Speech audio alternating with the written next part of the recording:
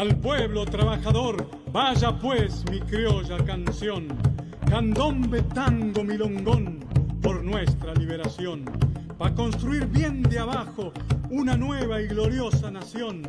Unámonos codo con codo por un futuro mejor. Obligados a volver, no es imposible, claro que no.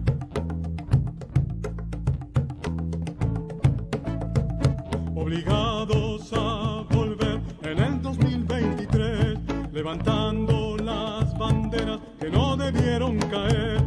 Que 20 años no es nada, eso decía Gardel allá por el 2003.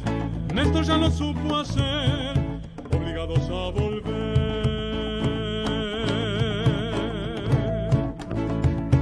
Retomemos el camino que ya conocemos bien, nada debemos temer de cara al amanecer. El pueblo nunca se raja, obligados a volver.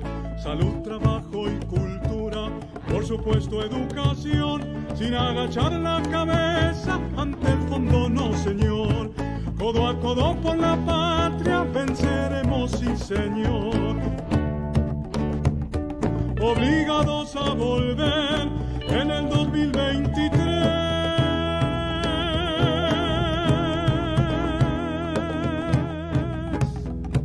Con el pueblo por delante sabemos lo que hay que hacer. Por segunda independencia, obligados a volver, obligados a volver, cumpliendo nuestro deber. En el 2023 sabemos lo que hay que hacer. Al ritmo de este candombe, con alegría y con fe, todo el pueblo de la mano, obligados a volver, obligados a volver, obligados a volver, obligados a volver, obligados a volver, volver, a volver.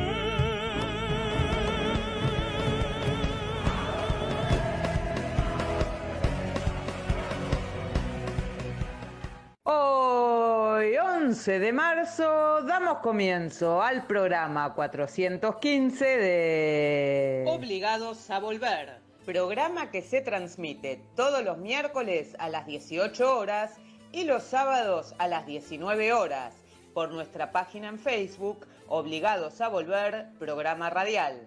Obligados a Volver, un análisis de la realidad argentina y mundial desde nuestra mirada, que es nacional, popular, democrática, feminista, latinoamericanista, ambientalista y plurinacional. Obligados a volver porque, como dijo el general San Martín, cuando la patria está en peligro, todo está permitido excepto no defenderla. Recordando y reivindicando además nuestras consignas fundacionales: lealtad a Perón, Cristina Conducción. Dirección, Norberto Raful y consejo de columnistas y asesores. Locución, quien les habla, Irene Ring. En la operación técnica, Nicolás Rearte. A continuación, Norberto nos comentará, como suele hacerlo, el temario de nuestro programa de hoy. Buenas tardes, Norberto. Buenas tardes, Irene. Buenas tardes a todos, todas y todes mis oyentes de Obligados a Volver. Programa número 415, que corresponde al sábado 11 de marzo. Como es habitual, lo organizamos en dos bloques. El primer bloque lo destinamos a comentar las noticias más destacadas de la semana, comenzando con nuestra columnista de género, Alejandra Benaglia, y su mensaje recordando el 8 de marzo como el Día Internacional de la Mujer Trabajadora y también el compromiso con la comunicación. A continuación, Valentina Novik desarrolla la segunda parte de su informe sobre seguridad y violencia en la ciudad de Rosario. Le sigue la columna de economía de Horacio Robelli, hoy destinada a comparar la situación de bancos y jubilados. Y cerramos el primer bloque con otro informe de Ramiro Cayano Blanco sobre la parodia inventada por Estados Unidos y Alemania acerca de los atentados a los gasoductos Nord Stream 1 y 2. Antes de pasar al segundo bloque, recordamos nuevamente la persecución política que viene sufriendo desde hace más de 7 años Milagro Sala y nos sumamos al reclamo por su libertad, el indulto o cualquier instancia que se precie para terminar con esta injusticia. Bien, nuestro segmento cultural se abre con el segundo bloque y lo inicia Rolly Sampieri para decir aquí tango y contarnos la historia de la última curda. Insiste Ricardo Plazaola con su columna Detrás de un tango y su preocupación por la milonga porteña al punto de proponer seguir los pasos de la soja y crear el dólar milonguero. A continuación, Daniel Coley López y su columna de rock nacional comenzará hoy a desarrollar la llamada generación del 80. Rubén Cusati nos trae el cine mexicano de la mano de Arturo Ripstein. Y finalmente, cerrando el bloque y el programa, Daniel Sosa nos resume el libro que eligió para comentar, Conocer a Perón, de Juan Manuel Lavalmedina. Dicho esto, ¿qué te parece, Alejandra, si comenzás con tu columna? Soy Alejandra Benaglia, periodista feminista coordinadora de la Red Internacional de Periodistas con Visión de Género en Argentina.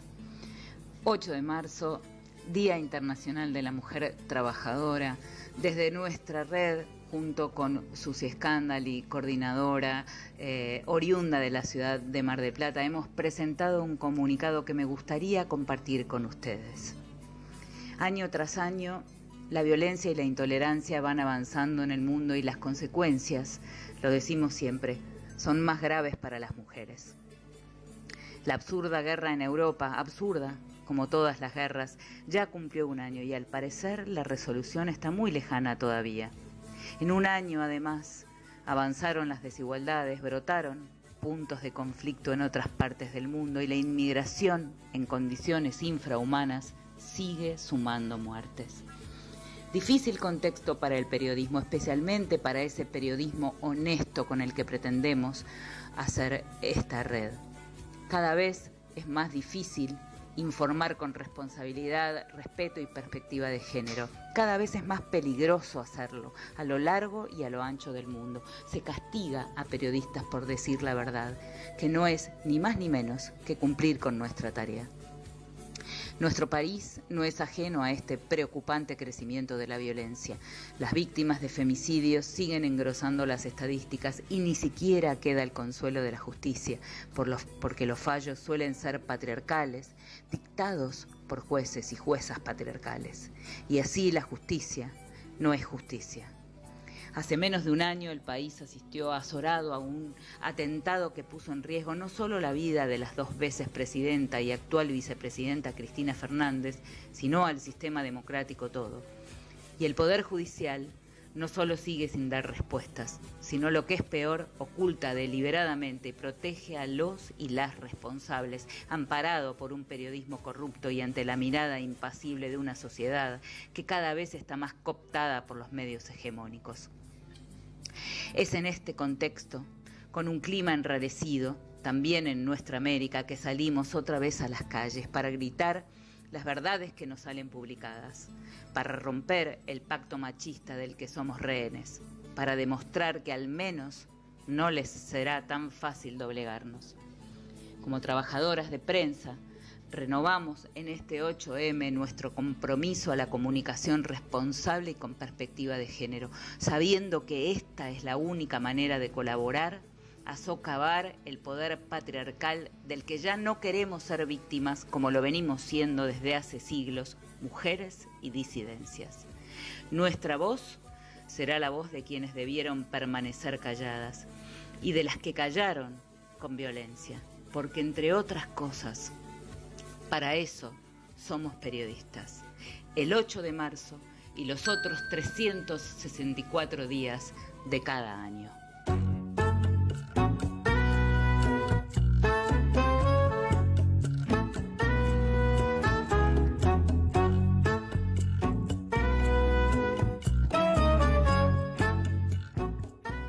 Crisis de violencia letal en Rosario, parte 2.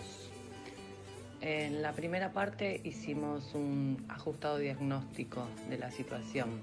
En esta segunda vamos a conversar un poco sobre las medidas que está tomando el gobierno nacional, provincial y municipal su pertinencia y algunas otras cuestiones relacionadas con el narcotráfico. Primero, y porque ha sido polémica en los últimos días, sobre si tiene sentido o no, es legal o no, corresponde o no el traslado de las Fuerzas Armadas ante la crisis en Rosario. Yo personalmente creo que es una reacción espasmódica de parte del gobierno nacional, respondiéndole particularmente a Patricia Bullrich lo de mandar a los ingenieros del ejército a urbanizar, entre comillas, los barrios. La realidad es que las Fuerzas Armadas hace muchos años, y en el gobierno de Cristina Kirchner fue patente, intervienen en situaciones de emergencia y de desastres porque es un efector del Estado que tiene capacidad logística para intervenir.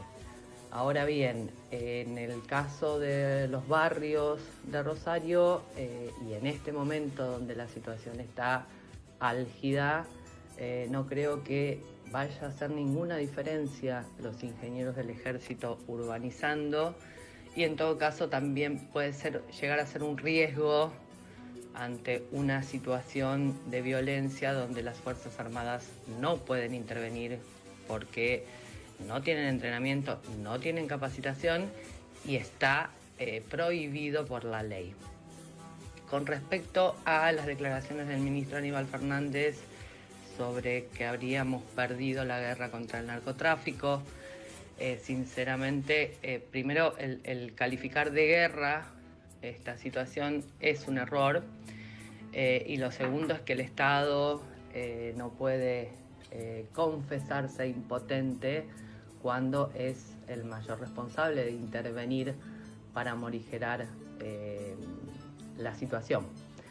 Con respecto a las medidas que se tomaron, enviar más gendarmes, ya lo que dijimos ya del ejército, establecer una delegación de la Unidad de Información Financiera en Rosario, no están ni bien ni mal. Enviar más gendarmes tendría sentido si eso está dentro de una estrategia general de intervención. Cuando decimos estrategia general, hablamos de un involucramiento de los distintos estamentos del Estado y de los tres poderes del Estado en sus tres instancias: federal, provincial y municipal. Entendemos que de Rosario y toda esta situación que lleva muchos años careció, excepto honrosas excepciones, como por ejemplo en el año 2014, cuando Cristina Kirchner bajó el primer dispositivo de gendarmería que debía pacificar, y de hecho lo hizo en los primeros meses, la situación para que la provincia saneara su policía, interviniera la Municipalidad de Rosario con la bajada del Estado a los barrios, con urbanización, con salud, con educación, con salitas, con comedores, y eso no sucedió. En 2015, en plena campaña electoral, el gobierno socialista de Santa Fe decidió no reformar su policía y no crear la policía barrial que debía hacerse en el marco de esa intervención. Luego la gendarmería quedó, y de hecho está hasta el día de hoy, pero claramente con pocas capacidades para intervenir cuando no está el resto de los efectores del Estado. Y fundamentalmente la carencia en la justicia, tanto la justicia provincial, el Poder Judicial de la provincia, que tiene serias implicancias también con el narcotráfico, igual que la policía, y la justicia federal, tanto el Poder Judicial como el Ministerio Público Fiscal, porque la carencia de recursos que tienen los efectores fiscales, jueces, secretarios, etcétera, de la justicia federal en Rosario es de larga data, es evidente, y eso es responsabilidad de la Corte Suprema de Justicia de la Nación, que es la que administra los fondos de la justicia federal, y del procurador, que es el que debería fortalecer el Ministerio Público, es decir, a los fiscales, que son los que investigan. Rosario daría para mucho más, pero hemos intentado hacer un resumen de la situación en estos dos segmentos. Gracias.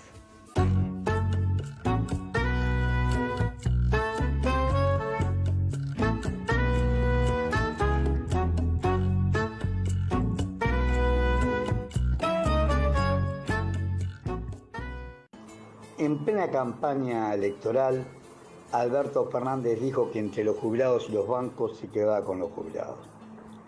Más de 3 años de gobierno demuestra, como tantas cosas que dijo, que eso no es cierto.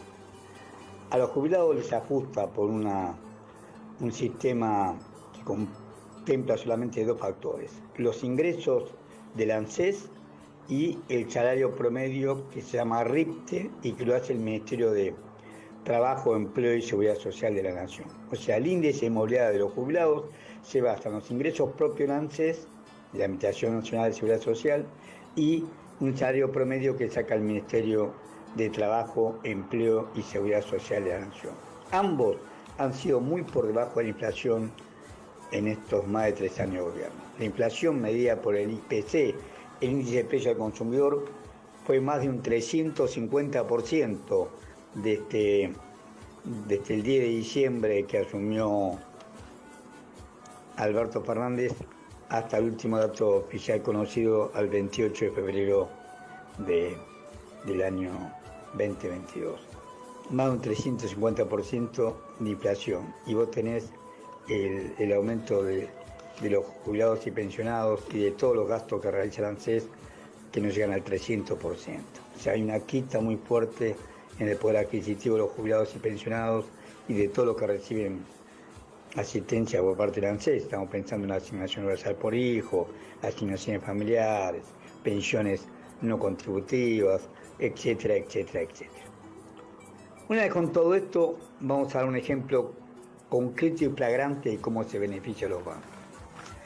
La Argentina endeudada por Macri, más de 100.000 millones de dólares de deuda que ni siquiera significó la construcción, no de 1 millón de viviendas, ni siquiera la compra de un ladrillo. O sea, se tomó toda esa deuda para nada, mejor dicho, para que la fuguen una minoría que la dueña del país. Esa minoría que fugó lo que se tomó como deuda y quedó para el Estado argentino, ellos compraron los dólares y los fugaron. 100 empresas compraron 24.679 millones de dólares. Y ninguna de esas 100 empresas puede demostrar de dónde sacaron los recursos para comprarlo. O sea, acá hay evasión y fuga, fácilmente demostrable en sus balances que presentan ante la Comisión Nacional de Valores. Sin embargo, el gobierno no la investigó. Ahora bien, como no se pudo tomar deuda porque estábamos recontra endeudados por el macrismo, lo que hizo el gobierno fue colocar títulos de deuda en pesos en el mercado interno.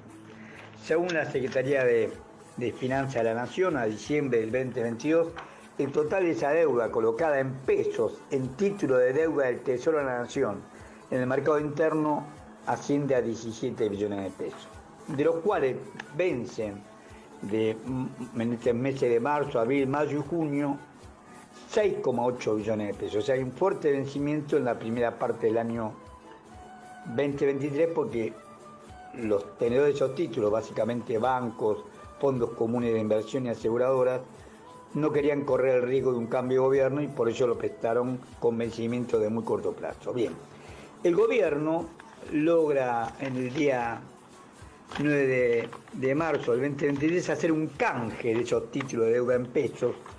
Los canjea, vencían, como dijimos recién, 6,8 billones de pesos y logró canjear 4,34 billones de pesos. O sea, el 64% de esos títulos lo logró canjear. Pero para canjearlo le dio una prebenda a los bancos que es inadmisible. Por un lado, por el comunicado A7717, permite que los encajes no remunerados, porque los encajes remunerados le paga por la LELIQ, etcétera, etcétera, tasa del 100% anual, porque se junta por inflación, más un 9% de premio. O sea, por la LELIQ y por las notas LIC y los pases pasivos, el encaje remunerado ya tiene remuneración. En este caso es el encaje no remunerado. El total de depósitos se calcula unos 20 millones de pesos, el 20% se encaja no remunerado por los bancos, unos 4 billones de pesos. Estos 4 billones de pesos lo pueden constituir con estos títulos que canjearon el día 9 de marzo del 2023. O sea que no pierden plata ni siquiera por las inmovilizaciones, porque parte de su encaje lo constituyen con estos títulos y estos títulos le pagan o una tasa inflacionaria más un 9% y o en los bonos dual por ajuste del tipo de cambio oficial más un 4% a gusto del tomador de crédito.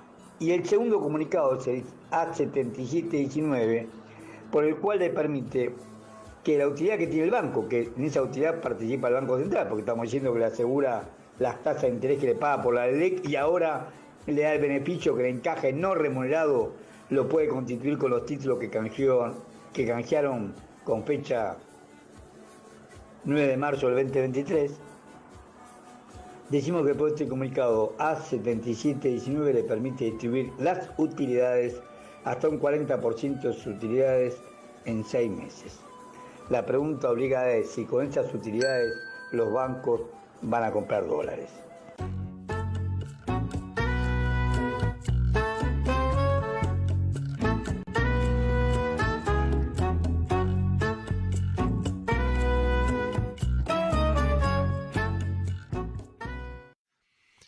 Hola a todos y a todas, hoy vamos a hablar de la parodia de los Nord Stream preparada por los medios de comunicación de Estados Unidos y de Alemania. Primeramente recordemos que los Nord Stream 1 y Nord Stream 2 son dos gasoductos que transportan gas desde Rusia hasta Alemania, aunque el Nord Stream 2, que fue terminado en septiembre del 2021, nunca fue habilitado por cuestiones administrativas alemanas ocasionadas por presiones de los Estados Unidos. Fue así que el 26 de septiembre del año pasado, una gran mancha blanca emergió luego de una serie de explosiones de las profundidades del mar Báltico entre Suecia y Dinamarca, exactamente arriba de los gasoductos, cerca de la isla danesa Bornholm. A los pocos días quedó claro de que no se trataba de un accidente, sino de un sabotaje, como lo decía toda la prensa europea. Lo que había que determinar era quién habían sido los perpetradores del sabotaje. La sospecha recaía sobre los países que más se beneficiaron con esto, que eran, por un lado, Estados Unidos, que con la inutilización de los gasoductos aseguraba la provisión de gas desde los Estados Unidos hacia Europa. Lo mismo que Noruega, que había aumentado mucho la provisión de gas, así como Polonia también, porque el mismo día que se produce la voladura de estos gasoductos, se inauguraba el gasoducto New Baltic Pipe, exactamente desde Noruega hacia Polonia. Llegamos así al día 8 de febrero, en el cual Seymour Hersh, un prestigioso periodista de investigación estadounidense, publica en un artículo que la destrucción de los gasoductos habría sido obra del gobierno de Estados Unidos y de Noruega. En efecto, según el artículo de Hersh, el 26 de septiembre del 2022, un avión de vigilancia P-8 de la Marina noruega realizó un vuelo aparentemente de rutina y dejó caer una boya de sonar. La señal se extendió bajo el agua, inicialmente a Nord Stream 2 y luego a Nord Stream 1. Pocas horas después, según Hersh, se detonaron los explosivos C4 de alta potencia y 3 de los 4 gasoductos quedaron fuera de servicio. Lo que habría motivado tal hecho, según Seymour Hersh, era la clara y precisa hostilidad hacia los dos gasoductos que tenían tanto el presidente Biden como su equipo de política exterior, el consejero de Seguridad Nacional Jake Sullivan, el secretario de Estado Tony Blinken y también Victoria Nuland, que era la subsecretaria de Estado para Política Exterior. Sin embargo, el día 7 de marzo, el periódico estadounidense The New York Times, en una tentativa de desresponsabilizar a la administración Biden y a sus socios de la OTAN, afirma que funcionarios estadounidenses dijeron que no hubo ciudadanos estadounidenses o británicos involucrados e insinúa que la responsabilidad podría ser exclusivamente ucraniana. En relación a la autoría del sabotaje y en concordancia sorprendente, el diario alemán Zeit publicó apenas algunas horas después del New York Times que las autoridades de investigación alemanas identificaron el barco que supuestamente se utilizó para la operación, aparentemente propiedad de los ucranianos. Bueno, Lorenzo, Nord Stream podría ser la próxima entrega de 007 con mucha facilidad, o de un nuevo bicho de estos que se sacaran de los servicios secretos estadounidenses, con un tono además de Bollywood por en medio, ¿no? Así como más risueño, se van a Polonia, se compran una lancha, decía Medvedev esta mañana, meten media tonelada de explosivos ahí en la lancha, pasan por en medio de todos los barcos de la OTAN, todos los satélites mirándole, todos aplaudiéndole al paso, o no sabemos qué, llegan allí, se sumergen, media tonelada de explosivos en la lancha que compraron en Polonia los 3 ucranianos, se sumergen allí, los revientan. Oye, ¿dónde tomamos esta tarde? ¿Dónde cenamos esta noche? No, ¿dónde nos vamos? Venga, pues volvemos a Polonia. Y devolvemos la lancha en perfecto estado. Oye, ya está. Y llega Pistorius y dice, bueno, pero es que no se pueden descartar que sea un tema de falsa bandera, ¿no? Y dice, oiga, ustedes nos toman el pelo a todos, pero de una manera salvaje. Es decir, esto es un cachondeo generalizado, Lorenzo. Yo estoy convencido de que personal de la CIA, personal de la NSA y de servicios secretos germanos, sobre todo los de Oriente y Occidente, ¿verdad? Cuando todavía había 2 Alemanias, se les tiene que estar cayendo la cara de vergüenza con lo que se está haciendo en estos momentos con operaciones de desinformación, ¿no? En el día de ayer, antes de ayer, hay una operación conjunta de desinformación por parte de Alemania y de Estados Unidos, utilizando para ello el New York Times y a un grupo de medios de comunicación germanos, tutelados por la cadena pública ARD. Los alemanes se taparon un poquito porque entiendo que nadie quería ser el responsable de esta patraña, ¿no? Que es lo que han publicado, publicando 2 supuestas informaciones similares, pero no idénticas, en las que se intenta eludir la responsabilidad de la OTAN en unos atentados que se producen, como bien estabas comentando, en uno de los lugares más controlados por la Alianza Atlántica del mundo.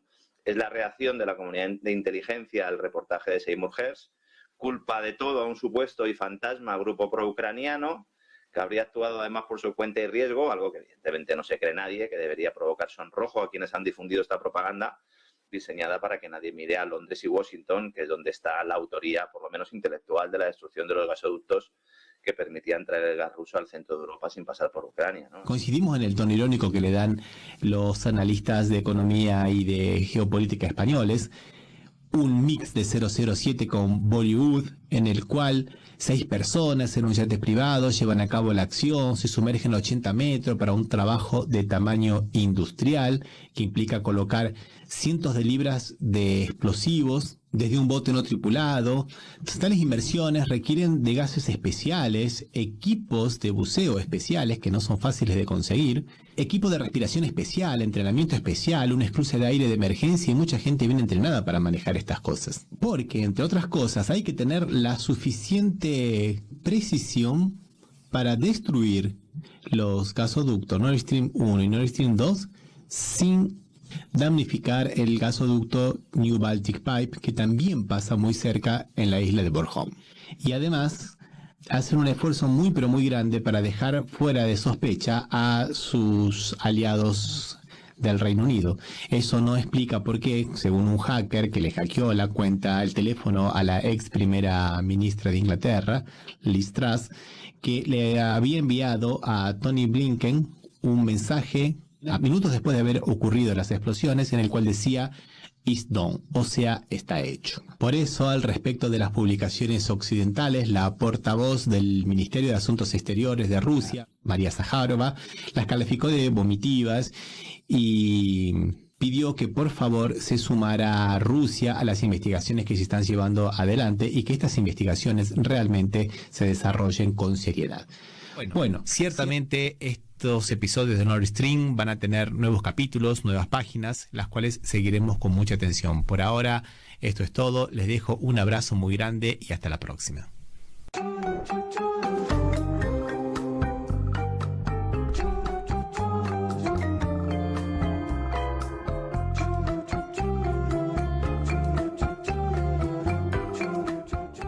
Obligados a Volver se solidariza con Milagros Sala, injustamente detenida desde enero de 2016, y con todos los demás detenidos y perseguidos por el régimen macrista y sus cómplices del sistema judicial, por la pronta liberación de los presos políticos.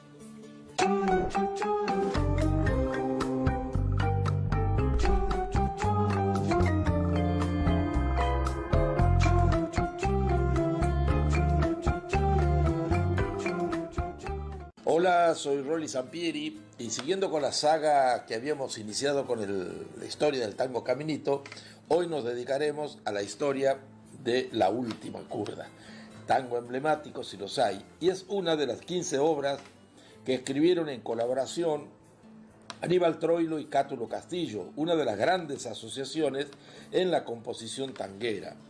Este tango fundamental en el repertorio contemporáneo fue estrenado en 1956.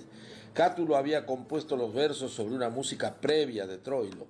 Este ya tenía en su poder la letra cuando se improvisó una reunión en el departamento que Troilo tenía en la calle Paranal 400.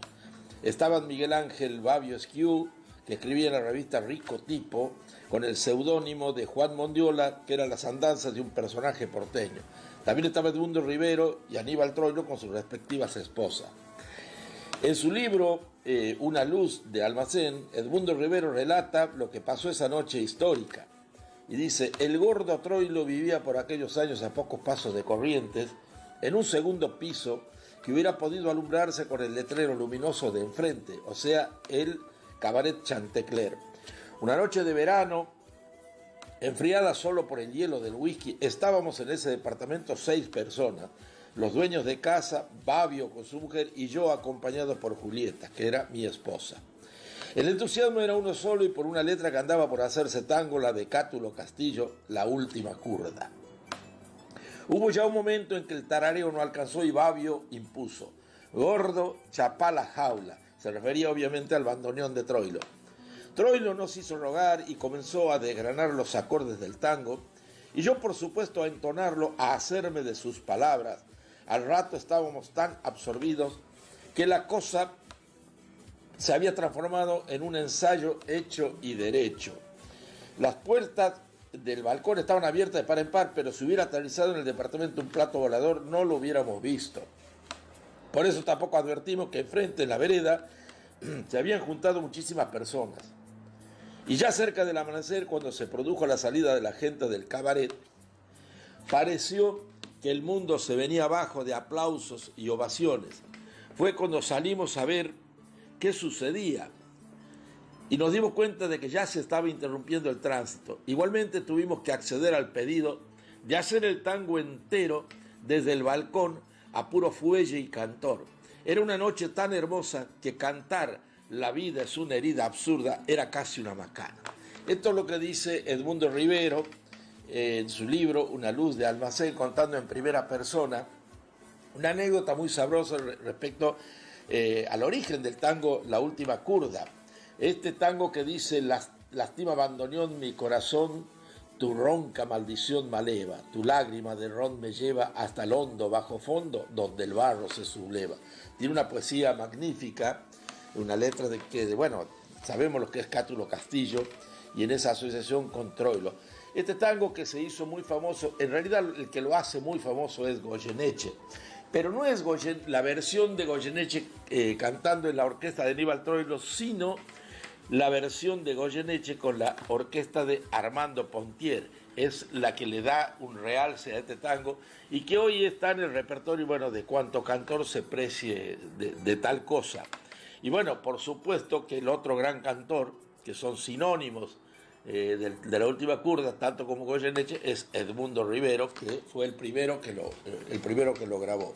Así que, como verán, amigos, este cancionero nuestro, nacional, popular, tanguero, tiene joyas que son irrepetibles, porque claro, marcaban también toda una época, todo un contexto social determinado, donde Buenos Aires realmente era una fiesta. Estamos hablando del año 1900, la década de 1950, y este tango más precisamente en el año 1956, cuando apareció y vio la luz tanto en música como en letra. Será hasta la próxima, amigos, con otra historia de otros tangos famosos, de los tantísimos que tenemos en nuestro cancionero.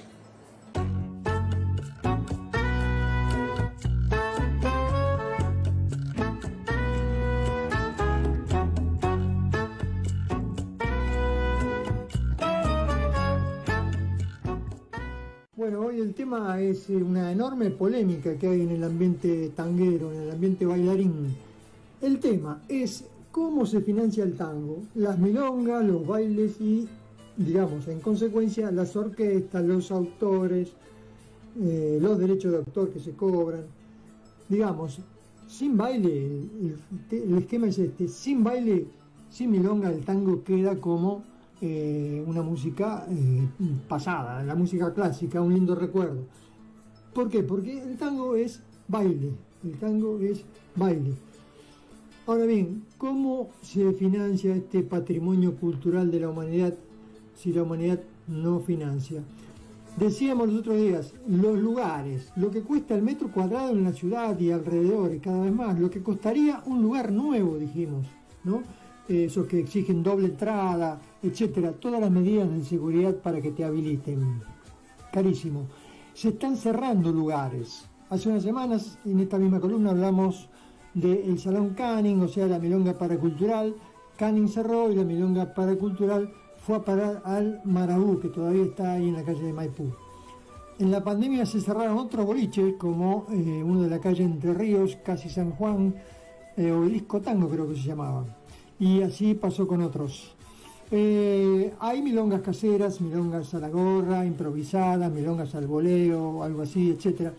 Pero esto es como, digamos, si hubiera en el fútbol los picaditos, los amistosos, el torneo del club de barrio, pero nada de Boca, de River, Independiente, Racing, etcétera, de San Lorenzo, de la selección. No me quiero olvidar del interior tampoco, por supuesto que hay enormes jugadores. Lo comparo, digamos, con otros deportes, por ejemplo, el béisbol. Acá hay béisbol, hay clubes, hay competencia, hay algunos chicos que incluso fueron a batear, a jugar a Italia, algún que otro país, pero el béisbol no arrastra, no mueve. ¿Por qué no tenemos grandes orquestas hoy acá, en la Argentina, en el tango, no? ¿Por qué una orquesta de 20 músicos que tocaran como tocaban, casi todos los días tocaban, alguna vez en la época de oro del tango? Incluso después, ¿no? Lo hicieron los grupos bailanteros, ¿recuerdan? Que iban de boliche en boliche, así le fue a Rodrigo y a Gilda, por ejemplo, de boliche en boliche una noche. Bien, la pregunta final no es secundaria, no es una pavada. ¿Cómo sobrevive el tango? ¿Cómo sobrevive la milonga? Que es lo mismo. Bien, ¿se puede aumentar la entrada? ¿Cuánto más? 1000 mangos. Una entrada, parece mucho y no es nada, ¿no? Un café con leche, con media luna, digamos. Bien, se reunió un grupo de organizadores de milongas. Decidieron aumentar, pero acá está el tema. Con descuento al residente. Digamos, no al argentino, al residente. O sea, incluye al hombre extranjero que vive acá. O sea, no tienen descuento, digamos, los extranjeros que vienen, digamos, extemporáneamente, de vez en cuando, o por primera vez, que vienen con dólares. Los mismos que en Europa o en Estados Unidos pagan $10, $15 por milonga. Una milonga rasposa, ojo, las milongas fuera de la Argentina son milongas de segunda categoría. Una milonga rasposa de un par de horas, nada más. No quiero ofender a nadie tampoco, pero es así. Los mismos tipos que allá pagan $10, $15, acá pagan por un hermoso espectáculo de 5 horas, o bailan o miran asombrados, pagan $3, digamos. La idea que se discutió entre los organizadores era pedir 2.000 pesos por entrada, más o menos, digamos, descontando al residente, que seguiría pagando 1.000 o, en fin, el precio que cada milonga pusiera. La discusión no ha terminado. Vuelvo a los argumentos. El argumento para aumentar: no dan las cuentas, los locales cobran alquileres altísimos porque las tarifas, etcétera, etcétera, porque si no demuelen y construyen una torre, un estacionamiento, etcétera. El contraargumento para aumentar es que los argentinos no ganan un sope, ¿no? Como todos sabemos. Y el argumento para sí aumentar pero bancar a los milongueros, a los residentes, que están todo el año, que aportan sus pocos pesos y que aportan su presencia, sobre todo, bueno, el argumento es que hay que diferenciar con dólares, con euros, los extranjeros, incluso digamos un uruguayo, un chileno, vienen acá, tienen el país regalado, no digamos la entrada a la milonga, un bife, una botella de vino, para ellos todo es barato. Un taxi, una camisa es un regalo. Otro argumento, en muchos países se hace esta diferencia y se cobra diferente al residente. Yo no he viajado mucho, pero lo he visto, y lo he visto hace pocos años en Cataratas del Iguazú, que había un precio especial para extranjeros, para residentes, para jubilados, para niños, etc. ¿Cuánto cuesta, digo yo, me pregunto, una entrada al Louvre, a la Torre Eiffel, al Museo del Prado, ¿no? Que son los grandes tótems turísticos, al teatro en cualquier país de Europa? 20 euros, 30 dólares, 30 libros, ¿cuánto cuesta? Fortunas. ¿Cuánto cuesta comer en un restaurante de Roma? 10.000 pesos, no sé si me equivoco, ¿eh? Bueno, la cuestión se debatió mucho, entre los pocos que fueron hubo un cierto consenso, porque también hubo un incierto consenso, digamos. Hubo los que no fueron, los que avisaron que no iban, los que hacen la milonga a la gorra, los que hacen la milonga en la cocina de la casa, etc. Después también se apartaron o dudaron, digamos, de hacer algo los que cobran poco y tienen pocos extranjeros, o también los que dicen recién aumentamos. También están los que no tienen permiso del dueño del comercio, porque también hay dueños del negocio y dueños de la milonga, o sea, organizadores de la milonga, que son dos cosas distintas, ¿no? El dueño del negocio y el organizador de la milonga. En fin, hay altas disidencias.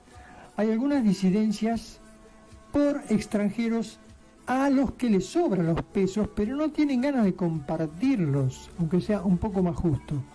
Los extranjeros no quieren gastar. Bueno, están en su derecho. Se verá cómo termina esto. Algunos gringos, por ejemplo, laburan 6 meses, ahorran unos mangos y se pasan acá los otros 6 sin laburar. Está bien. Ahora están también los que cobran allá, pero laburan desde acá, por internet, ¿no? Una papa. Y bueno, esos tipos la tienen fácil. Y a eso se les pide. En realidad esos se van a convertir en residentes, así que tampoco van a pagar. Bueno, después hay algo de eso de los extranjeros que quieren sentirse milongueros, digamos, gente de tango, o sea, pertenecer. Yo soy milonguero, no me cobres de más. O no me hagas el descuento, porque yo soy milonguero, vivo acá, quiero parecer o quiero ser un milonguero y por eso tengo derecho. Algunos organizadores acertaron con la idea a comunicar, pero yo no sé si la comunicaron bien o se anticiparon, porque hay que aclarar, no es para mal de ninguno, es para bien de todos.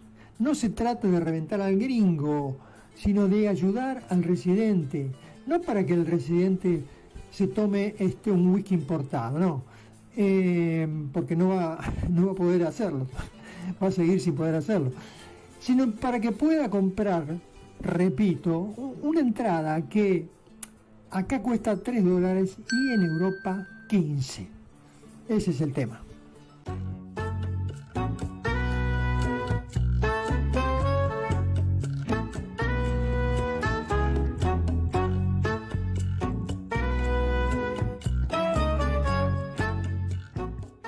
Buenos días, buenas tardes, buenas noches. Mi nombre es Daniel Corey López y esta es la columna de Rock Nacional exclusiva para Obligados a Volver. Ya hablamos lo suficiente sobre lo que ocurrió en los inicios del rock en castellano en la República Argentina. Ahora nos vamos a internar un poco en la generación del 80, y donde el grupo de artistas que desafió a los padres del rock argentino pusieron hace 40 años aproximadamente una nueva estética dentro de lo que era el rock de aquel momento. Bandas como los Twists, los Abuelos de la Nada, Suéter, apadrinadas por Charly García, más Virus, Soda Stereo, Sumo, Patricio Rey, que fueron algunas de las caras visibles del movimiento gestado al principio de los años 80 y especialmente con florecimiento a partir del año 83, con el advenimiento de la democracia. Se hicieron más familiares a nivel popular de lo que ya eran. Ayuda un poco el tema de la guerra de las Malvinas, es cierto, con el tema de la prohibición de la música en inglés, pero la verdadera explosión estuvo en lo que se llamó la Primavera Democrática, iniciada con el gobierno de Raúl Alfonsín a partir del 10 de diciembre de 1983. Y sin renunciar a la crítica social y política, esta generación se diferenció de las antecesoras al renunciar al tono panfletario, si se podía llamar, en las líricas y al proponer ritmos bailables en lugar de la trova de las canciones de protesta o de complejas composiciones que daban cuenta de la influencia del rock progresivo en inglés. Hay que salir del agujero interior de Virus.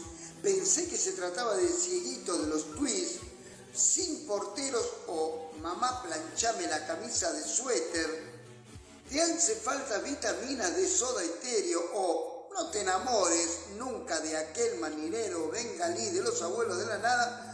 Son algunos ejemplos tomados al azar, pero bastante claros del cambio de época impulsada por la camada que se movía con nuevos modelos. Si la dictadura fue devastadora para crear una especie de año cero, podemos decir que dejó un huevo de serpiente y apareció una generación más pragmática, que veía que las ideas utópicas de sus hermanos mayores se habían encontrado con la represión y la muerte. Así nació algo así como Yo Primero, que crea un arte muy interesante. Así lo definía Alfredo Rosso en alguna nota para Telam. Y yo lo reafirmo porque, bueno, fui parte de esa camada, de esa generación, como oyente, por supuesto, y amante del rock nacional. Había música como, por ejemplo, la del primer disco de Soda Stereo, llamado justamente Soda Stereo, canciones como Sobredosis de TV, ¿Por qué no puedo ser del Jet Set?, Dietético, Un misil en mi placar, que eran una representación más clara del cinismo y del hedonismo que pululaba en la década del 80. La idea era cambiar el paradigma de lo que se escuchaba en ese momento, que era algo así como el rock sinfónico. Se había dejado de bailar y se había desvirtuado un poco el origen del rock que había propuesto en sus inicios. Mucho movimiento, mucho baile, mucha cabriola, mucha pirueta. Y se fue a algo más visceral, algo que entrara por los pies y por el cuerpo, otra vez, más que por la cabeza. Así lo afirma Daniel Melingo, pieza clave de los Twists e integrante de los Abuelos de la Nada.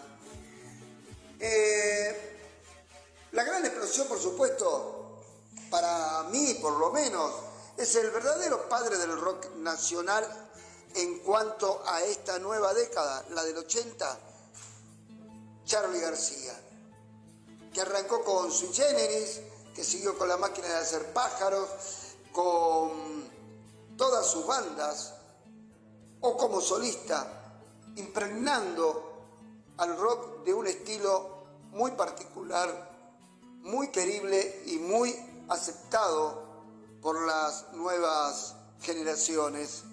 Charly García representa para muchos, entre los cuales me encuentro, el verdadero puntal por el cual el rock nacional surgió, creció, se desarrolló y dio lo que hoy tenemos como rock en la República Argentina. Reverencia absoluta a Charly, reverencia absoluta a su visión, a su desenfado, a su forma de hacer música y de crear shows. No me olvido de aquel famoso show en Ferrocarril Oeste, donde se juntó con la grandiosa Marta Minujín y armaron un espectáculo hermosísimo que aún para los que estuvimos allí replica en nuestras mentes y en nuestra visión. Cerramos los ojos y nos vemos ahí, en Ferrocarril Oeste, con el gran Charlie.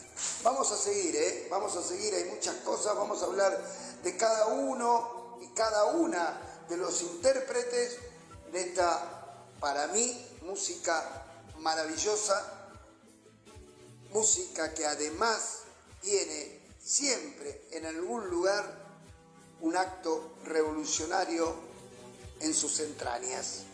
Ponele, y es así. Abrazo, hasta la próxima. Gracias por escucharme y que tengan un muy buen fin de semana y una hermosa semana, con calor o sin calor, pero a disfrutar. ¡Chao!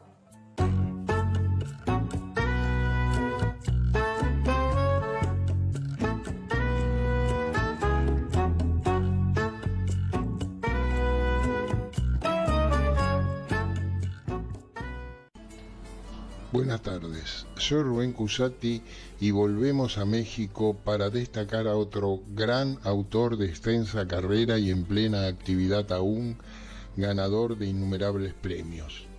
Arturo Ripstein, discípulo de otro genio del cine como fuera Luis Buñuel. Ha adaptado a escritores latinoamericanos como Carlos Fuentes o Gabriel García Márquez y, en los inicios de su carrera, tuvo influencia en la creación de la primera escuela de cine estatal de América Latina en 1965. Sus filmes son lentos, sombríos y depresivos y usa el plano secuencia para la puesta en escena. Ripstein es un director controvertido, amado y odiado por partes iguales, pero nunca ignorado. En 1972 filma El Castillo de la Pureza, obra recomendable, y a partir de 1985 se une personal y artísticamente a la guionista Paz Alicia García Diego. Hace poco, en 2019, filma El Diablo entre las piernas, en las que una mujer, víctima de insultos y humillaciones de su celoso esposo, un día sale de su casa con el solo propósito de tener sexo. Pero su obra maestra es de 1996, Profundo Carmesí, ambientada en el México de 1949 y basada en una historia real. Un don Juan de pacotilla publica en una revista que busca una relación sentimental, pero lo que desea en verdad es robar a los corazones solitarios que le responden. La enfermera Coral es la primera, y a partir de allí se transforma en la verdadera protagonista. Abandona a sus dos hijos y él entiende eso como un amor muy grande. Coral se transforma en su dominante y cómplice criminal del negocio, simulando ser su hermana en sus nuevas aventuras. Él es un mero instrumento, tutelado por ella y sus celos durante 4 episodios en un itinerario criminal en el que palpita la lucha social y la desesperanza ante cada una de las víctimas. Ella es la gestora de la seducción delictiva de su amado transformado en un títere, y el mediocre estafador inicial metamorfosea en una caricatura cómplice de asesinatos cometidos por ella. El móvil deja de ser económico. El robo de los ahorros de las mujeres deriva por los celos en asesinatos con marcas de la crueldad Buñuel, hasta que él, abrumado por los asesinatos, llama a la policía, sufriendo encima la humillación de perder su peluquín y todo su donjuanismo en la comisaría. Es cine negro mexicano, no tributario del universo anglosajón, sino leído como parodia de las tramas kitsch de las fotonovelas sentimentales de la cultura popular mexicana. Es una mirada sociológica áspera sobre la marginalidad, la diferencia, la inadaptación, el miedo al otro, la complejidad emocional y la inacible frontera entre el amor, el dolor y la muerte. Ripstein tiene una seña de identidad en la dirección de actores y la puesta en escena, apoyada todo esto en una excelente música. El contraste de colores y espacios, los espejos, el uso de la luz enfatizan la inevitabilidad del drama, el fatalismo encendido en el deseo. El realizador ha declarado que el amor es la emoción más feroz que se puede vivir. Destruye y existe en contra de todo. La sociedad hará siempre esfuerzos desesperados por domesticarlo y generalmente lo logra. Todo es inevitable, desaforado y grotesco, pero envuelto en naturalidad y realismo extremo, casi mágico.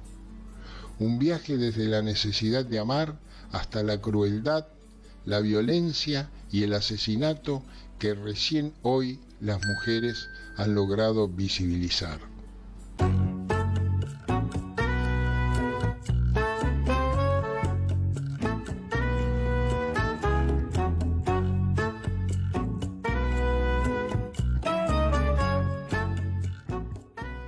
Hola, muy buenas tardes Norberto, equipo y audiencia.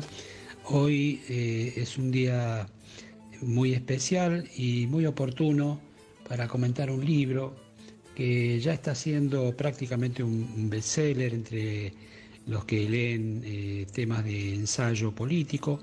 Se trata de Conocer a Perón, que tiene un subtítulo, Destierro y Regreso, y obviamente se refiere al general, y está escrito por Juan Manuel Abal Medina, que ha sido un personaje central, clave de los últimos años de vida de Perón, pero un militante que acompañó al 3 veces presidente en una etapa clave también, que fue la de sus últimos tiempos en Madrid y su retorno a la Argentina. Estamos hablando de una persona que fue delegado personal de Perón, pero también hermano de Fernando Abal Medina, recordado también por ser uno de los iniciadores de Montoneros y responsable del ajusticiamiento del general Aramburu, del dictador Eugenio Aramburu.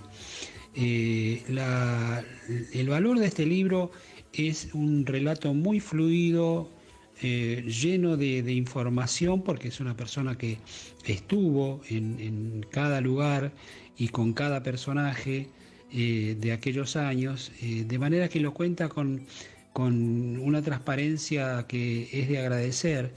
Los que tenemos en torno de los 70 años, un poco más, un poco menos, tenemos memoria y recordamos aquellos hechos, pero nos faltan llenar casilleros. Y este libro viene a traernos a colación decenas de datos de sus encuentros con quienes quienes estaban haciendo la historia de ese momento. Es un libro, Conocer a Perón, absolutamente útil para los más jóvenes de 30, 40, 50 años, porque ellos no tienen una vivencia directa y se van a encontrar con una forma de abordar la historia a partir de un protagonista que recordamos que es Juan Manuel Abal Medina, y desfilan a lo largo del libro no solo el general, su esposa de aquel momento, Estela Martínez de Perón, José López Rega, Rucci, los Montoneros, los episodios de Trelew, lamentable masacre de compañeros en la fuga del penal de Trelew en el 72, las negociaciones con Lanusse. Bueno, no tendría tiempo para hacer el listado de la cantidad de temas que aborda el libro. Absolutamente recomendables el libro. Editorial Planeta lo lanzó hace unos meses. Ya está prácticamente en la cabecera de los principales dirigentes del país. No quizás porque aporte ninguna revelación fundamental, pero un compilado de recuerdos y hay algunos diálogos, algunas situaciones que se cuentan, como solo las puede contar quien estuvo sentado en la misma mesa con los mismos personajes. Así que bueno, valiosísimo este libro, Conocer a Perón. Espero que lo puedan leer, disfrutar. A mí todavía reconozco que me falta leer una parte, pero lo que leí ya me doy por hecho y bueno, forma parte ya de un acervo que conservo entre mis lecturas. Bueno, un abrazo para todas y todos y seguimos adelante.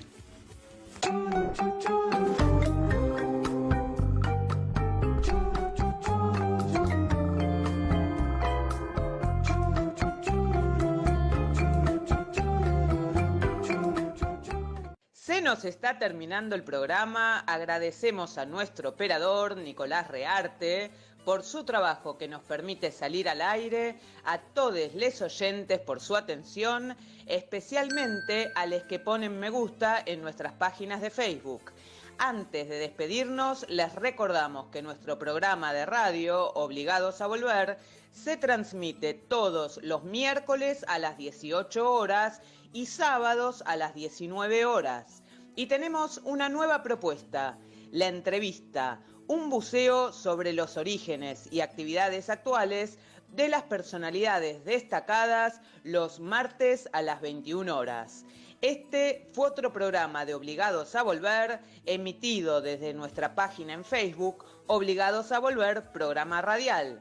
Volvimos, pero estamos obligados a seguir militando, porque la patria sigue estando en peligro. Por eso continuaremos con nuestra tarea, siguiendo el legado del Libertador San Martín.